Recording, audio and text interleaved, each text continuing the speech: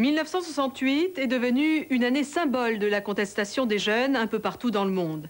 Sur le continent américain comme en Europe, la jeunesse cette année-là manifeste, gronde et se révolte. Les premières contestations commencent aux États-Unis, à l'époque la plus grande puissance du monde, est embourbée dans la guerre du Vietnam. Cette guerre sera le détonateur de la révolte des étudiants américains. Depuis 1965, les États-Unis sont engagés dans une dangereuse escalade militaire au Vietnam. Pour éviter que le pays ne tombe aux mains des communistes, les Américains envoient toujours plus d'hommes et d'armes. En 1967, près de 500 000 soldats américains se battent au Vietnam, dont de nombreux jeunes appelés.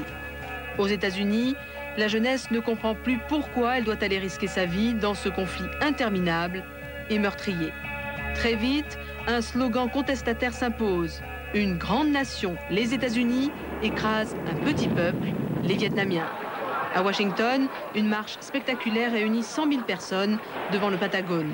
Les forces de l'ordre sont envoyées pour protéger le siège de l'armée américaine, encerclées par les manifestants. Malgré une ambiance très tendue, il n'y aura aucun blessé grave. Les manifestations se succèdent tout au long de l'année 68. Certaines provoquent de véritables émeutes. À New York, l'université de Columbia est prise d'assaut par les étudiants. À Chicago, pendant 3 jours, étudiants et policiers s'affrontent violemment.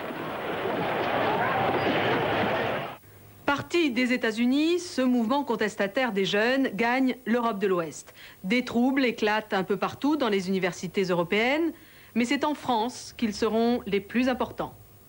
Comme dans les universités américaines, les premières manifestations sont dirigées contre la guerre du Vietnam. Mais très vite, le mouvement s'étend à des thèmes beaucoup plus larges et s'en prend à l'ordre établi. Du pouvoir capitaliste représenté par le système de Gaulle, nous nous en foutons. L'autorité de l'État, de l'armée, de la police, de l'Église et l'autorité parentale, bref, tout ce qui auparavant méritait respect et obéissance est contesté. Les slogans provocateurs fleurissent. Il est interdit d'interdire. Soyons réalistes, demandons l'impossible. La révolte de mai 68 a un côté jovial, un pied de nez au monde froid et calculateur des adultes. L'agitation culmine le 10 mai dans une nuit d'émeutes où de véritables batailles rangées opposent étudiants aux forces de l'ordre. Des voitures sont incendiées, des rues dépavées pour construire des barricades et des vitrines brisées. À l'aube, le quartier latin semble avoir été dévasté par un cyclone. Bilan de cette nuit de folie, 1 millier de blessés, dont 360 graves. 2 jours plus tard, la France est paralysée par une vague de grève sans précédent. À l'Est, dans les pays communistes, les étudiants vont aussi se mettre à rêver. Non pas de plus de liberté, mais de liberté tout court. En Tchécoslovaquie, ils entraîneront tout un pays à réclamer l'espace d'un printemps, plus de démocratie. En Tchécoslovaquie, la jeunesse étouffe depuis que les soviétiques ont imposé un régime communiste après la Seconde Guerre mondiale. À Prague, les étudiants et les intellectuels se mobilisent pour obtenir un peu plus de démocratie et de liberté d'expression. Devant la vague de contestation, le chef du parti communiste tchécoslovaque démissionne. Son successeur expose une nouvelle doctrine au printemps 68, un socialisme à visage humain. Très vite, un vent de liberté sans précédent souffle sur le pays. Dans le domaine de la presse notamment, le gouvernement procède à une quasi-abolition de la censure. Pour les soviétiques, l'expérience tchécoslovaque devient dangereuse. Ils craignent une contagion aux autres pays de l'Est. En août, l'armée rouge envahit la Tchécoslovaquie avec 600 000 hommes. Les jeunes tentent de résister pacifiquement aux chars soviétiques, mais le rêve de liberté du printemps de Prague s'effondre sous le poids des tanks. 6 mois plus tard, pour protester contre l'occupation soviétique, Jan Palach, un jeune étudiant de Prague, s'immole par le feu, provoquant une immense émotion.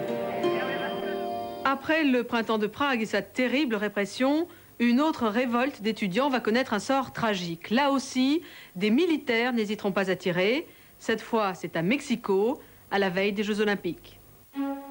Depuis 40 ans au Mexique, un seul parti monopolise le pouvoir, exerçant une véritable dictature. Comme dans les pays de l'Est, les étudiants se mobilisent pour réclamer l'instauration d'une authentique démocratie et davantage de liberté d'expression. Le 26 juillet 68, à Mexico, ils manifestent.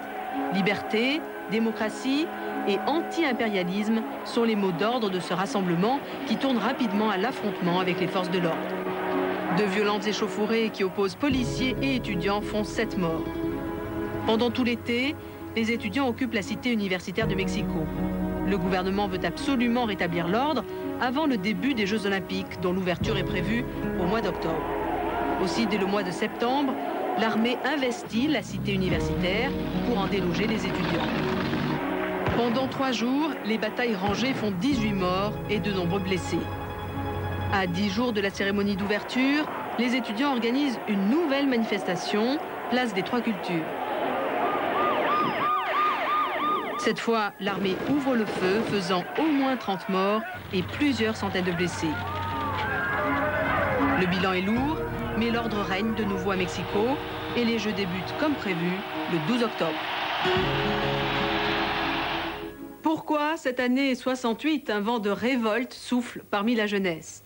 Difficile de trouver une cause commune à toutes ces révoltes, mais cette année-là, la jeunesse bouscule l'ordre établi et envoie au monde entier un message de liberté. Au revoir et à la semaine prochaine.